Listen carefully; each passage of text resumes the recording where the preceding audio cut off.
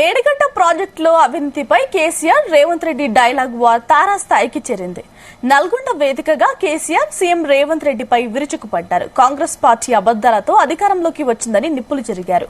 KCR కామెంట్లపై CM Revanth Reddy fire అయ్యారు. తమ కాళేశ్వరం పర్యటనతో కేసీఆర్ బండారం బట్టబయలైందని విమర్శించారు. ఈ రోజు నల్గొండలో చెలో నల్గొండ ప్రోగ్రాం తీసుకున్నాం. కారణం ఏంది? ఎందుకు మనం ఈ సభ పెట్టాల్సి వచ్చింది? నా కాలు ఇరిగిపోయినా కుంటి నడకతోనో కట్టెపట్టుకోనో ఇంత ఆయాసంతో నేను ఎందుకు రావాల్సి వచ్చింది? ఏ గవర్నమెంట్ ఉన్నా, మా గవర్నమెంటే ఉండినా గవర్నమెంట్ ఏం చేయాలి? ట్రిబ్యునల్ ముందర పోయి గట్టిగా వాదించి చరిత్ర మొత్తం చెప్పి, మన అవసరాలు చెప్పి, మన కరువు చెప్పి, మన బాధలు చెప్పి, ఇక మా వాటా ఇంత రావాలి అని కొట్లాడాలి. అది మొగోడు చేయాల్సిన పని. ప్రజల మీద ప్రేమ ఉన్నోడు చేయాల్సిన పని. మీకేం కోపం వచ్చిందో, ఏం భ్రమల పడ్డారో, పాలిచ్చే బర్రెను ఆయన అమ్మేసి దున్నపోతుంది తెచ్చుకున్నారు. ఇక తర్వాత ఏం నడుతుందో 3వ నెల మీరు కళ్ళారా చూస్తున్నారు. చిన్న చిన్న విషయాలు పర్వాలేదు, కానీ మన జీవితాలనే దెబ్బకొట్టేటువంటి కృష్ణా జలాలు కేఆర్ఎంబి అంటే కృష్ణా రివర్ మేనేజ్మెంట్ బోర్డుకు భద్రపల్లాగబోయి అప్పయిపోయినారు ఈ గవర్నమెంట్. ఇదే జిల్లాలో ఉన్న మంత్రి ఉత్తమ్ కుమార్ రెడ్డి మనం మాట్లాడిన అసెంబ్లీలో మీరు కూడా విన్నారు. ఉమ్మడి రాష్ట్రమే నయం ఉండినట్టు ఆయనకట. ఉమ్మడి రాష్ట్రమే మంచిగా ఉండే ఇప్పుడు మంచిగా లేదట. మరి శ్రీకాంతాచారి ఎందుకు చచ్చిపోయింది? ఇదే జిల్లాలో పుట్టే బిడ్డ.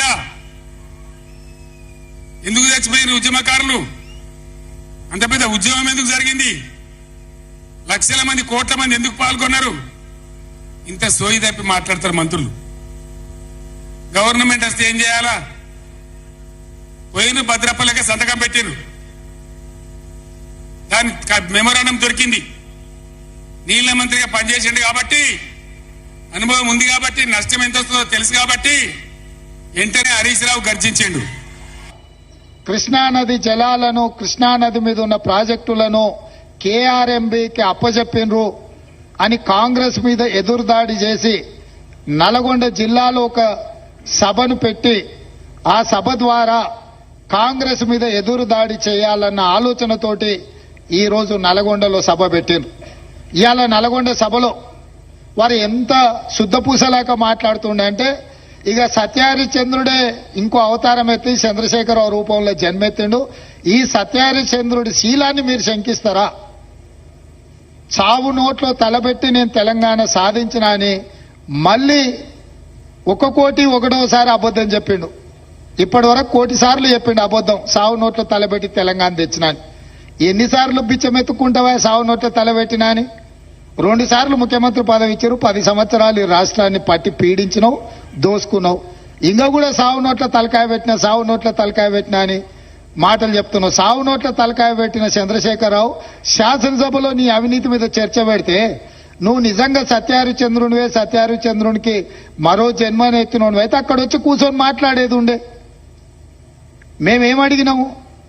అయ్యా, కృష్ణానది జలాల మీద శాసనసభలో ఏకగ్రీవ తీర్మానం చేసి కేంద్ర ప్రభుత్వం ప్రాజెక్టుల స్వాధీనానికి చేస్తున్న ప్రయత్నాన్ని అందరము తీర్మానం పాస్ చేసి కేంద్ర ప్రభుత్వ విధానాలను వ్యతిరేకిద్దాం రమ్మని మేము అడిగినాం. మీరు రాలేదు. కేంద్ర ప్రభుత్వానికి కాంగ్రెసే అప్పచెప్పిందని అబద్దాలు నువ్వు చెప్తే వాస్తవాలను డిసెంబర్ 1, 2023 నాడు మీరు ముఖ్యమంత్రిగా మీ కార్యదర్శి స్మితా సబర్వాల్ గారు రాసిన లేఖను అప్పచెప్పడానికి పూర్తిగా మీరు చేసిన ప్రయత్నాన్ని ఆధారాలతో సహా శాసనసభలో ప్రభుత్వం బయటపెట్టింది. దాని తర్వాత నేనేమన్నా, కాళేశ్వరం మీద ఎంతో మందికి అపోహలు ఉన్నాయి, అనుమానాలు ఉన్నాయి. అక్కడికి ఎవరిని రాణిస్తలేరు. అక్కడికి ఎవరైనా వెళ్తే పోలీసులు అడ్డుకుంటున్నారని తెలంగాణ సమాజంలో ఎన్నో అనుమానాలు ఉన్నాయి.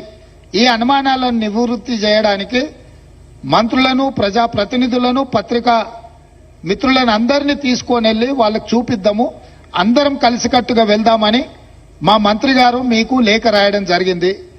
లేఖతో పాటు 13 తారీఖు నాడు వెళ్దామని మేము అన్నాము. ఒకవేళ మీకు ఏవైనా ఇతరత్ర కార్యక్రమాలు ఉంటే మీరు తారీఖు మార్చమన్నా మారుస్తామని చెప్పి శాసనసభలోనే స్వయంగా నేనే మీకు చెప్పడం జరిగింది.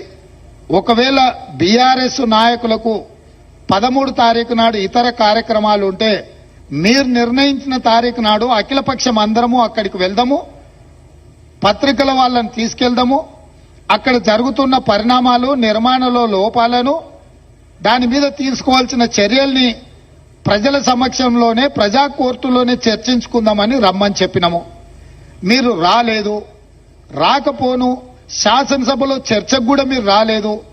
శాసనసభలో జరిగిన చర్చలో మీరు పాల్గొనలేదు. శాసనసభకే మీరు రావడానికి కాలు విరిగిందనే ఒక నెపాన్ని అడ్డం పెట్టుకున్నారు. కాలు ఇరిగిన చంద్రశేఖరరావు ఈరోజు నల్గొండకు పోయిండు. నేను అడుగుతున్నాయా, శాసనసభ దగ్గరుందా, నల్గొండ జిల్లా దగ్గరుందా? నల్గొండకెళ్లి బహిరంగ సభలో సానుభూతి పొందాలనే ప్రయత్నం చేస్తున్నాడు చంద్రశేఖరరావు. సానుభూతి పొందడానికి మీరు దవాఖానలు ఉన్నప్పుడు మేమందరం వచ్చినాం, సానుభూతి చూపించినాం. సానుభూతి చూపించాల్సిన సందర్భంలో ప్రజలు గాని ప్రతిపక్షాలు గాని మేమందరం సానుభూతి చూపించినాం.